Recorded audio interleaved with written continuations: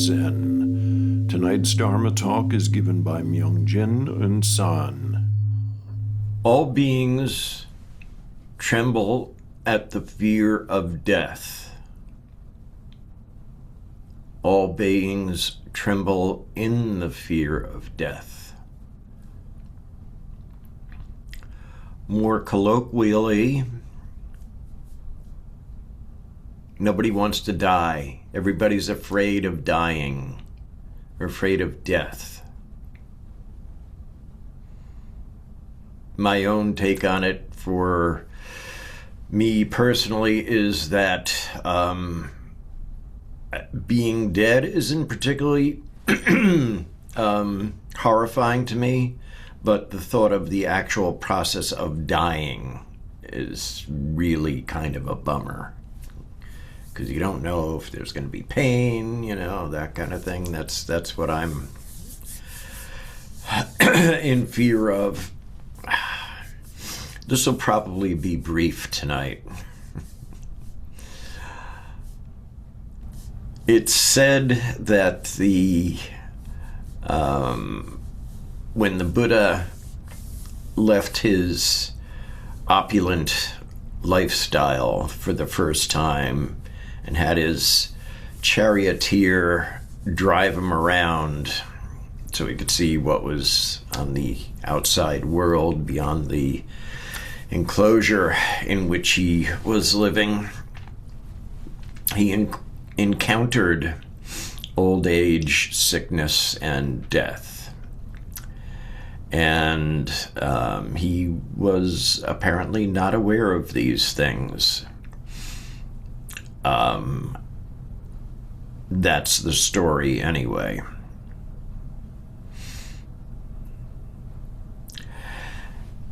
As we age, things don't work as well as they used to,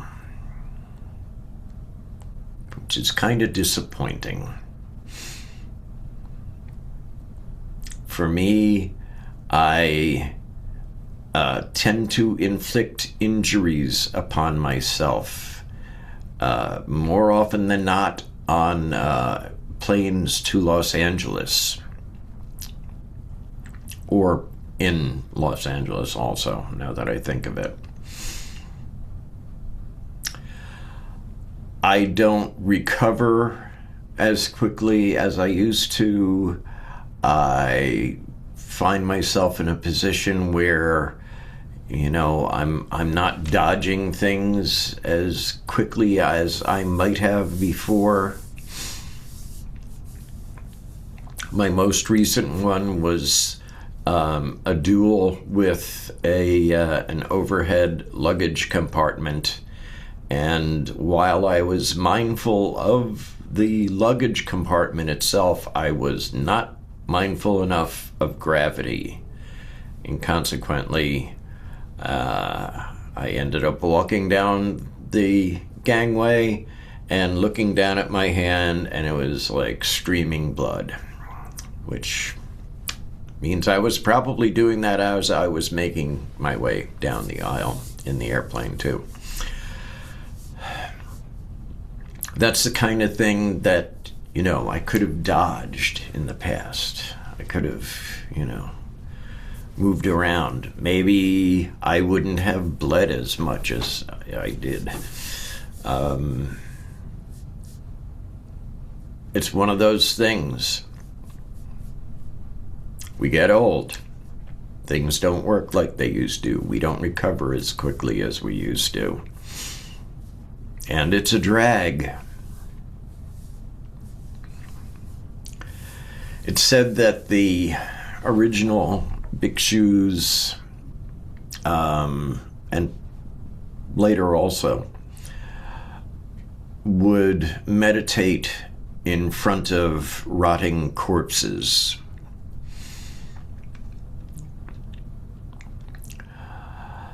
Nothing like a rotting corpse to remind you of impermanence, interconnectedness to some extent. But I can't imagine that as they were part of all beings, that it instilled in them some sort of fear of ending up like that themselves.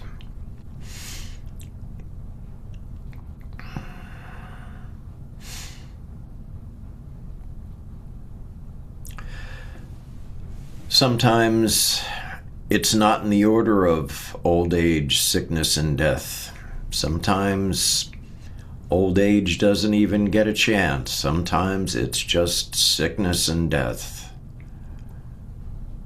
Maybe sickness, sickness, sickness, sickness, sickness, and death. It's all inconvenient, to say the least. It's all unpleasant. It's not how we want it to be. And therefore, you guessed it, we suffer. We go into full dukkha mode and find ourselves in that position of, I don't like it. This isn't how I want it to be. Damn it. Change it. You say everything is always changing, change it to something I like. Sometimes that happens, sometimes it doesn't. Sometimes it's going to happen whenever it feels like changing. Not to anthropomorphize the thing that's changing, but, things change when they change, whether we like it or not. Like aging, like getting sick. I'm sick right now, in fact, and it's been a while. It was because I went to Los Angeles, actually, and I caught it there, and it's going on 2 weeks now, and I'm still coughing, and the voice is a little deeper than normal.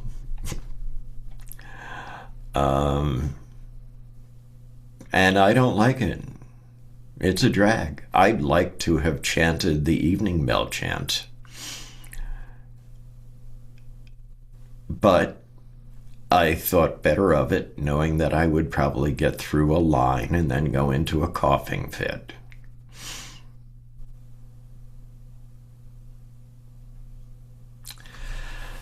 So Sahn, in Mirror of Zen,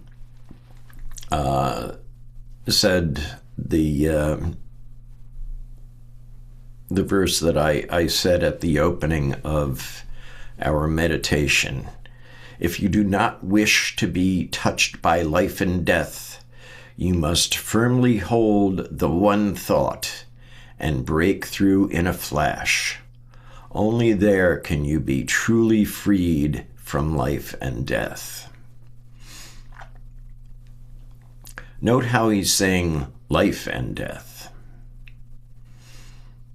We can't take life and or death literally in this case. In fact, we sort of just have to cruise through and not be touched by the concept of life or the concept of death. We just go through, and if we realize our true mind, as he says, the one thought, then we are, at least to some extent, to some degree, untouched by life or death.